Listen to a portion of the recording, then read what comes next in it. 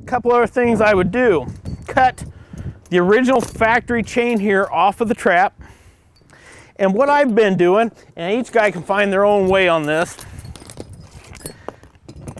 is I took that same factory trap then, or trap chain, run it back through the eye of my spring, used the big loop on the end of the chain, ran my chain through there, so now that chain basically is trapped in the end of my spring. Okay, anybody ever have those chains where they slide down here and get tangled up here at the bottom? Kind of a pain. That's just something that I do.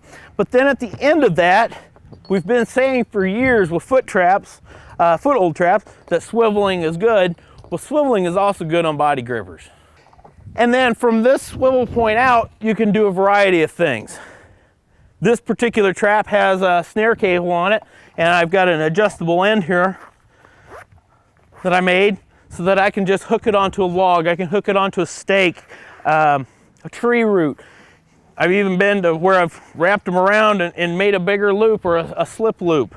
There's all sorts. I can also cinch it down far enough so if I want to use just a 1/2-inch coyote rebar stake, tie it onto a pogo anchor or a disposable anchor and sink it. I've got a lot of options here. See, I also trimmed down the triggers. This is my preference. You each will have your own. I like to have the triggers on the bottom, primarily for the reason that it snaps it here.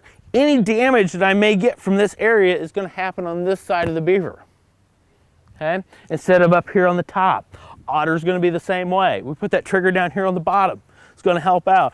But I've started using the wood pans primarily because a lot of times that critter's been walking on cold, ground, rocks and that. Cold steel feels just a little bit different. You guys have all bumped cold steel with a trap or anything on your arm. It's kind of with the wood, it feels more natural. So if I'm using pans, which we're going to do the same type of process here, we can actually clean up that dog point, the notches in that dog, clean it up with file, make my edges however I want, just as if I'm using a regular wire trigger, but now it's just that the trigger is going to be on the bottom side basically all the time. The dog can always be replaced, so you can't mess it up too bad. It's going to cost you what? 75 cents to $1 if you mess up a dog. I bet if you buy a dozen of them, you'll probably figure out what you're doing wrong and you won't do it much off after that. Okay? What they have done to this trap is on the trap trigger here, they've actually welded 2 slugs of steel on there. So what happens then when I encourage or persuade my dog to come on and sit on there, you can actually see that dog is sitting right on those 2 irons of that trigger. So that when this guy moves one way or another, he's already starting to pick up on the dog.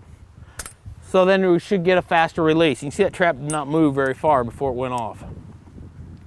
If they're really loose on the bar like this one is, snug him up some with a vise, okay? Just keep him good and tight. That way this guy the dog does not have the chance then to come over the top and get wedged in there funny. So it takes more movement to make the trap go off.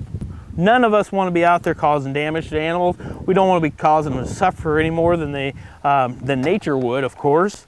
So these are just some quick, easy things to do on the traps to make them better.